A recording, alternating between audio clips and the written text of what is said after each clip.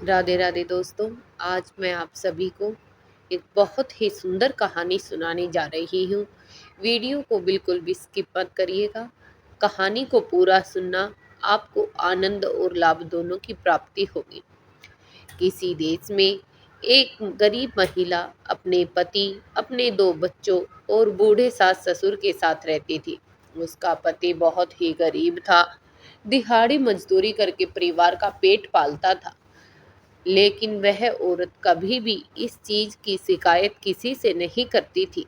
कभी कभी तो दिहाड़ी न मिलने के कारण उसके बच्चों को और उसके बूढ़े माता पिता को भूखा ही सोना पड़ता था। उस समय उस गरीब औरत को बहुत ही दुख का सामना करना पड़ता था। उसको बहुत दुख लगता था जब उसके बूढ़े माता पिता भूख के कारण ऐसे ही सोते थे। उसने भी जंगल में जाना शुरू कर दिया था। वहां से वह लकड़ियां काट कर लाती और उनको बेच देती, कुछ को अपनी रसोई में जला लेती और साथ ही वहां से कुछ फल फूल और खाने के लिए सब्जियां वगैरह ले आती। कुछ को बेच देती और कुछ को अपनी रसोई घर में प्रयोग कर लेती थी। अब उसने कुछ जड़ी बूटियां भी लाना शुरू कर दिया था, जो वह वहां के वैद्य को लाकर दे देती थी। वैद्य उनसे दवाइयां बनाकर गांव वालों को देता था और उसके बदले में वह उसके बूढ़े सास ससुर या घर का कोई भी सदस्य अगर बीमार हो जाता तो उनकी दवा दारू फ्री में कर देता था।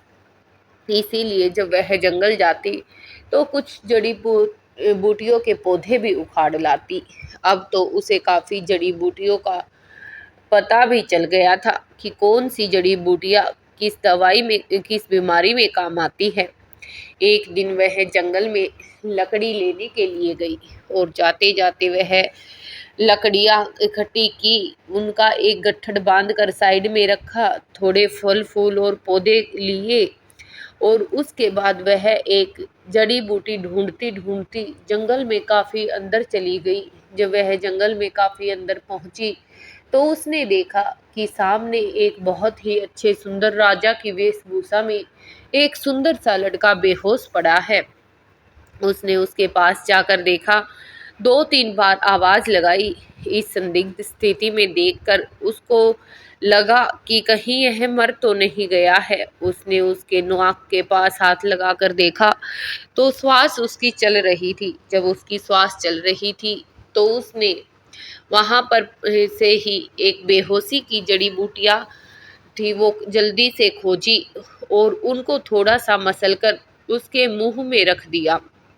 उसके बाद वह पास ही एक नदी थी जिसका उसको पता था। वह जल्दी से वहां गई और अपने आंचल को गीला किया, थोड़ा सा पानी इकट्ठा किया और लाकर छींटे उसके मुंह पे मारे और अपने गीले आंचल से उसके हाथ पैरों को मसला। ऐसा करने के बाद थोड़ी देर ही बाद उस लड़के को होश आ गया। वह लड़का मैं कहाँ हूँ कहकर उठकर बैठ गया।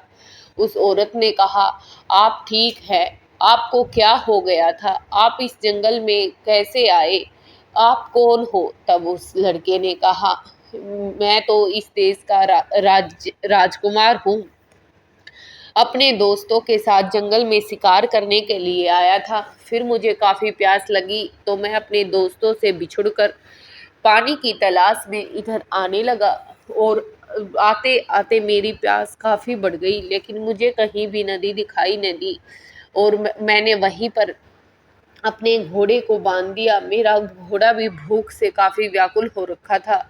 उसको कुछ पत्ते वगैरह तोड़कर खिलाए और अपने घोड़े को एक पेड़ से बांध दिया। फिर मैंने पैदल ही पानी ढूंढने की कोशिश की।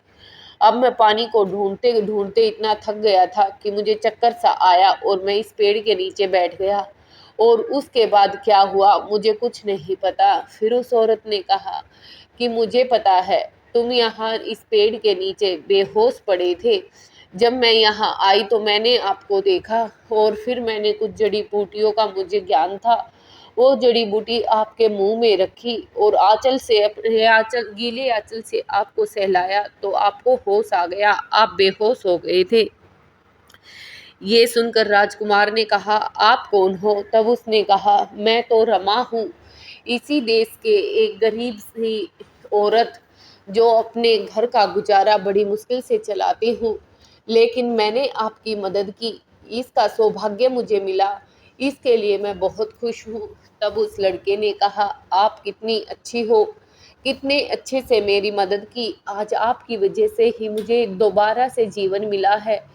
एक बार तो मुझे जीवन मेरी माँ ने दिया जब मुझे पैदा किया था, आज दोबारा जीवन दान आपने दिया है। क्या मैं आपको माँ कह सकता हूँ? तब रमा ने कहा, नहीं, मैं तो बहुत गरीब औरत हूँ और आप एक राजकुमार हो, इसलिए आप मुझे माँ नहीं कह सकते। देश के सारे आदमी आपका मजाक बनाएंगे, ऐसा करना मेरे लिए शोभा नहीं देता है। इस पर राजकुमार ने कहा, नहीं, आपने मेरी मदद की है, मुझे भी आपके लिए कुछ करना है। तब रमा ने कहा, नहीं, मुझे किसी चीज की जरूरत नहीं, आपको कुछ करने की जरूरत नहीं, आप अपने घर चले जाइए। आपके घर और परिवार वाले आपका बेसब्री से इंतजार कर रहे होंगे। तब उस लड़के ने कहा, लेकिन मैं तो घर जाने का रास्ता भी शायद अब ना खोज पाऊं, मुझे नहीं पता मैं इस जंगल में कहाँ पर आया हुआ हूँ।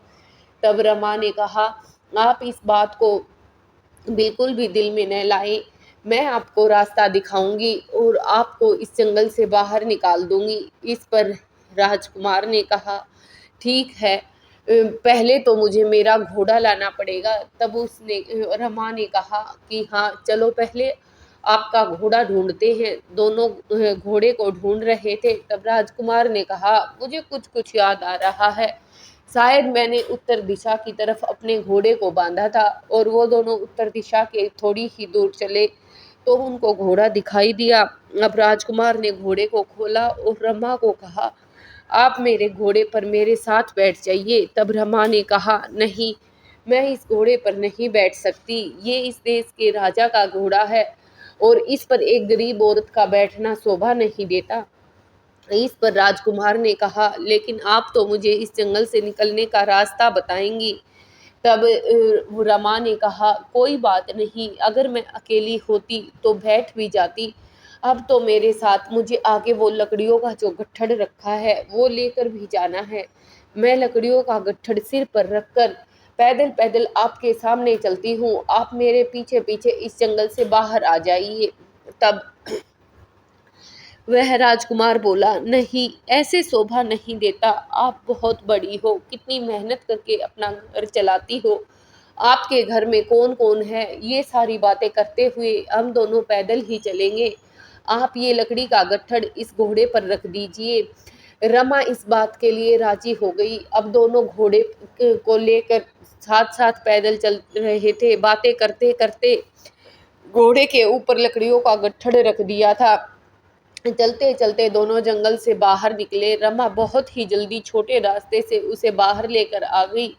राजकुमार यह देखकर बहुत खुश हुआ। राजकुमार ने पूछा, आपके घर में कौन कौन है? तब रमा ने बताया कि मेरे घर में मेरा बूढ़े सास ससुर, मेरी बेटी और बेटा और मेरा पति रहता है। मेरे पति दिहाड़ी के हिसाब से ही पैसा मिलता है, दिहाड़ी लग जाए तो भरपेट भोजन मिल जाता है, ना मिले तो हमें भूखा ही सोना पड़ता था। इसी कारण मुझे जंगल में लकड़ियां काटने के लिए आना पड़ता है, ताकि मेरे बूढ़े माता पिता और मेरे बच्चे भूख के मारे न सोए, उनको कम से कम मैं पेट तो भर सकती हूँ। इस पर दोनों बातें करते करते रमा ने राजकुमार से कहा कि अब आप यहाँ से सीधे राजमहल की तरफ चले जाइए, आपको तो यहाँ से रास्ता पता ही होगा।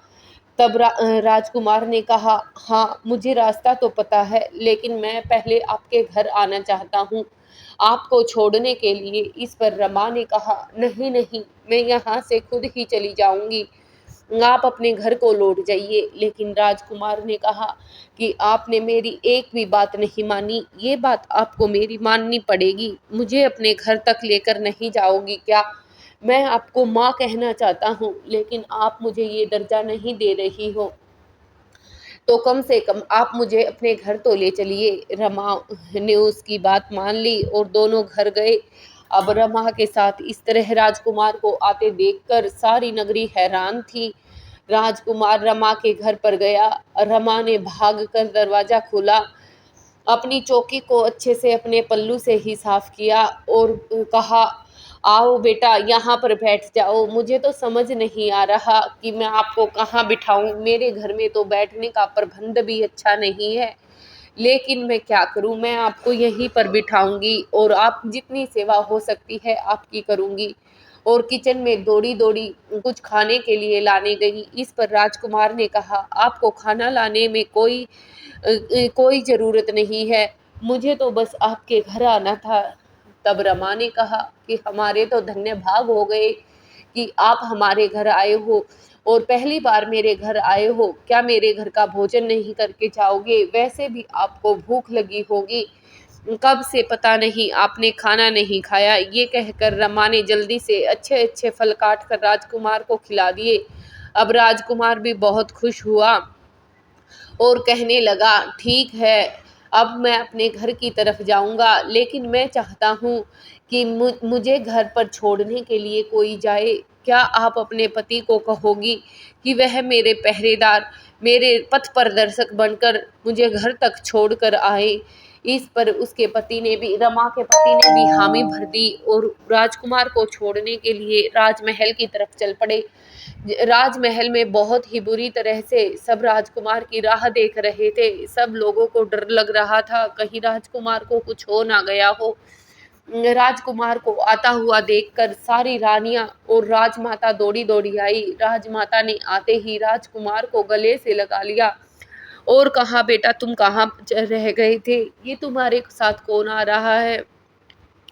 तब राजकुमार ने सारी बात बताई कि इनकी वजह से ही आज मुझे जीवन दान मिला है। इनकी पत्नी ने ही मुझे ऐसी अवस्था से बाहर निकाला है और मुझे महल तक पहुंचाया है। राजकुमार ने राजमाता के बराबर में रमा के पति को बैठा दिया। रमा का पति संकोच करने लगा। तब राजकुमार ने कहा, आपको संकोच करने की कोई भी जरूरत नहीं है। आपकी पत्नी कितनी अच्छी है, आपका स्थान तो हमेशा ऊपर ही रहेगा, आप यहाँ बैठ जाइए। तब राजमाता ने भी कहा कि आपने हमारे कुल की रक्षा की है, हमारे कुलवंश की रक्षा की है, इसलिए आपका स्थान तो सर्वाधिक ऊपर रहा है, इसलिए आप यहाँ पर बैठ जाइए। और रमा के पति की बहुत खातिरदारी की, बहुत सेवा की और उसको बहुत सारे धन और उपहार देकर उसको रथ में बैठाकर छोड़कर आने का फैसला राजा ने सुनाया। और राजा ने साथ ही कहा, इसी रथ में वापस आते समय रमा को भी बैठा कर लाया जाए और रमा का बहुत ही भव्य स्वागत किया जाए। मैं रमा को सम्मानित करना चाहता हूँ, उन्होंने मेरे राजकुमार की रक्षा की है, उसकी जान बचाई है, कितनी समझदार औरत है रमा। ये कहकर उसके पति को विदा किया गया। अब उसके पति को इस तरह रथ में आता देखकर सब लोग हैरान हो गए, परेशान थे कि कैसे गरीब रमा का पति एक रथ में बैठकर आ रहा है। सब भाग भाग कर पूछ रहे थे, ये सब कैसे हुआ? तो रमा का पति सबको सारी बात बताता जा रहा था और कह रहा था, कल मेरी पत्नी भी इसी रथ से सम्मानित होने के लिए राजमहल में जाएगी। और घर आकर अपनी पत्नी को सारी बात बताई। उसकी पत्नी और उसका पति दोनों अगले दिन सुबह नहा धोकर राजमहल की तरफ रथ में बैठकर निकल पड़े। वहां पर रमा का बहुत ही दिव्य स्वागत किया गया। राजा ने रमा से सम्मानित करते समय कहा कि बताओ, तुम जो आज मुझसे मांगना चाहती हो, जितनी धन संपत्ति जमीन जो कुछ तुम्हें चाहिए वो तुम मांग सकती हो। तुमने मेरे वंश की रक्षा की है, तुमने मेरे राजकुमार के प्राण बचाए हैं। तब रमा ने कहा, नहीं, अगर उनकी जगह कोई और आदमी भी होता तो मैं उनकी ऐसे ही रक्षा करती। मुझे तो पहले पता भी नहीं था कि वो एक राजकुमार है। आपने मुझे सम्मानित किया, मेरे लिए यही काफ़ी है, मुझे कुछ नहीं चाहिए। इस पर राजा ने कहा, नहीं, तुम्हें कुछ तो मांगना पड़ेगा। सोचो, मैं खुश होकर तुम्हें दे रहा हूँ, कोई तुम पर एहसान नहीं कर रहा हूँ। इस पर रमा ने कहा, ठीक है, अगर आप कुछ मुझे देना ही चाहते हैं तो मुझे एक वचन दे दीजिए। पहले आप हाँ कर दीजिए कि आप मुझे ये वचन ज़रूर देंगे। इस पर राजा ने कहा, हाँ, हाँ, तुम निसंकोच माँग सकती हो रमा। तब रमा ने कहा, ठीक है, कुछ ही दिनों के बाद दिवाली आ रही है और मैं चाहती हूँ दिवाली के 3 दिन, धनतेरस, रूप चौदस और दिवाली वाले दिन पूरी नगरी में अंधेरा रहे। एक मेरे घर के सिवाय गली चौराहे नुक्कड़ राजमहल और कहीं भी कोई भी दिया न जलाया जाए। आप इसका आदेश अगर प्रजा को दे तो मेरे लिए मुझे सब कुछ मिल जाएगा। इस पर राजा बड़ा अचंभित हुआ और रमा का पति भी उसकी तरफ देखने लगा और कहने लगा कि ये तुम क्या मांग रही हो। तब राजा ने कहा, ये कैसी शर्त है, दिवाली पर तो चारों तरफ उजियाला ही उजियाला रहता है, तुम हर जगह अंधेरा करने की कह रही हो, इसका कारण क्या है। रमा ने कहा, अगर आपको ये वचन देना है तो ठीक, और अगर ना दोगे तो भी ठीक है। मैं समझूंगी कि राजा से अपना दिया गया वचन पूरा नहीं किया गया। इस पर राजा ने कहा, नहीं, लेकिन तुम कुछ और भी मांग सकती हो, धन दौलत संपदा, तुम इतनी गरीब हो, गरीबी के दिन दूर हो जाएंगे।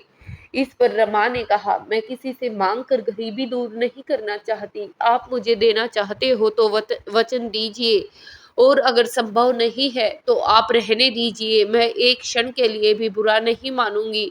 आप राजा हो, जैसी आज्ञा आप दोगे उसका पालन मैं अवश्य करूंगी। इस पर राजा ने कहा, नहीं, ठीक है, मैं ऐलान करता हूँ कि 3 दिन, धनतेरस, रूप चौदस और दिवाली के दिन अब की बार नगरी में एक रमा के घर के सिवाय किसी के घर में भी एक भी दिया नहीं जलाया जाएगा। अंधेरा होने पर अंधेरा ही रहेगा, बस रमा का घर ही जगमगाएगा। ये सुनकर रमा बहुत खुश हुई। राजा ने उसको कुछ उपहार भी दिए और सम्मान के साथ रथ में बैठाकर उन दोनों को घर पर भेज दिया। रमा के पति और सारी नगरी के मन में बहुत ही विचित्र विचित्र सवाल आ रहे थे, लेकिन रमा ने कहा कि कोई भी दिवाली तक मुझसे कोई भी कुछ भी नहीं पूछेगा, मैं शायद किसी के सवालों का जवाब ना दूं। जब दिवाली आए तो स्वयं देख लेना। इस पर सब लोगों के बीच चर्चा होने लगी। हर चौराहे, गली नुक्कड़ पर सब रमा को कोई लालची, कोई कुछ तो कोई कुछ कहने लगा। कोई कहने लगा कि हमारे घर अंधेरा करा दिया, खुद के घर उजाला चाहती है, ये है वो है। ऐसी ऐसी बातें जगह जगह बनने लगी। आखिर वो दिन भी आ ही गया। आज धनतेरस का दिन था। सुबह तो पूरे शहर बाजार, घरों में, सब जगह, गली चौराहों पर रौनक थी, लेकिन जैसे ही शाम हुई तो सब कुछ ढल गया और सबके घरों में अंधेरा छा गया, क्योंकि राजा का आदेश था तो पालन भी करना ही था। अब अंधेरा होने के कारण सब लोगों ने जल्दी जल्दी खाना बनाकर खा लिया था। एक रमा का घर ही था जो पूरा जगमगा रहा था, चारों तरफ उजियाला ही उजियाला था, बाकी सब के घर अंधेरे में डूबे हुए थे, एक दिया तक नहीं जल रहा था।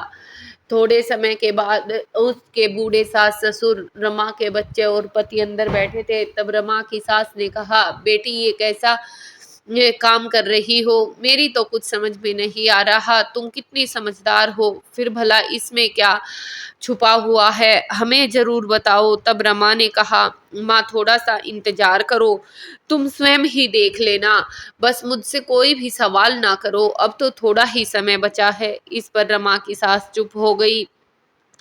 थोड़े ही समय के बाद रमा ने कहा कि कोई भी घर से बाहर नहीं निकलेगा, घर का दरवाजा तभी खुलेगा जब मैं खोलूंगी। इस पर घर वाले और भी अचंभित हो गए और बड़े ही उत्सुकता से बैठ गए। थोड़े ही समय के बाद घर के दरवाजे पर छन छन की आवाज आई। रमा के कान खड़े हो गए और रमा इंतजार करने लगी। तो उसकी सास जाने लगी दरवाजा खोलने के लिए। बाहर से आवाज आई, दरवाजा खोलो। तब रमा की सास दरवाजा खोलने के लिए चली। तब रमा ने कहा, नहीं, कौन हो। तब बाहर से आवाज आई, मैं लक्ष्मी। तब रमा ने कहा, किस रूप में आई हो। तब लक्ष्मी माता ने बाहर से कहा, बेटी के रूप में, मैं तुम्हारी बेटी बनकर तुम्हारे घर में रहूंगी, दरवाजा खोलो। तब रमा ने कहा, नहीं, आना हो तो बहू के रूप में आओ। बेटी के रूप में हम आपको स्वीकार नहीं करते। तब रमा की सास ने कहा, रमा पागल हो गई हो क्या? लक्ष्मी जिस भी रूप में आए उसे स्वीकार कर लेना चाहिए, घर से ऐसे वापस नहीं जाने देना चाहिए। तब रमा ने कहा, नहीं, अगर इनको आना है तो बहू के रूप में आएगी। थोड़ी देर बाद घर के दरवाजे के बाहर से आवाजें आना बंद हो गया और रमा के सास ससुर सब निराश होकर बैठ गए। रमा ने कहा कि कोई भी कुछ भी नहीं बोलेगा, इसलिए सब चुप थे। अगला दिन भी आ गया, रूप चौदस का दिन था। सबने पूजा की, दिए जलाए, सबके घरों में अंधेरा था, रमा के घर में उजियाला था। थोड़ी देर बाद छन छन की आवाज आई, गेट खटखटाया। दरवाजा खोलो, रमा ने कहा, कौन है? तब बाहर से आवाज आई, मैं लक्ष्मी तुम्हारे घर आना चाहती हूँ। रमा ने कहा, किस रूप में आई हो? तब लक्ष्मी माता ने कहा, मैं बेटी के रूप में आई हूँ, तुम्हारी बेटी बनकर घर में रहूंगी। तब रमा ने कहा, नहीं, आना हो तो बहू के रूप में आओ, नहीं तो हम आपको स्वीकार नहीं करेंगे।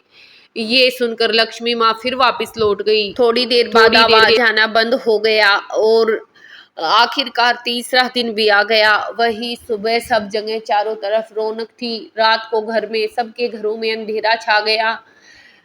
रमा ने भी अपने घर में धूप दिया किया और चारों तरफ से अपने घर को जगमगा दिया। फिर थोड़ी देर बाद दरवाजा बंद करके दरवाजे के पास ही बैठ गई। तभी बाहर से आवाज आई, दरवाजा खोलो। रमा ने कहा, कौन है? तब लक्ष्मी ने कहा कि मैं लक्ष्मी। तब रमा ने कहा कि किस रूप में आई हो? तब लक्ष्मी माँ ने कहा, बहू के रूप में, बेटी के रूप में तो तुम मुझे स्वीकार करोगे नहीं। तुम्हारे ही घर आई हूँ, किसी के घर उजाला नहीं है, तुम्हारा ही घर जगमगा रहा है। अब तो दरवाजा खोलो। रमा ने भागकर दरवाजा खोला, लक्ष्मी माता की बहुत खातिरदारी की और कहा, हे लक्ष्मी माता, मुझे मेरी इस भूल के लिए माफ करना। बेटी के रूप में आती, बेटी तो पराया धन है, थोड़े दिन बाद चली जाती।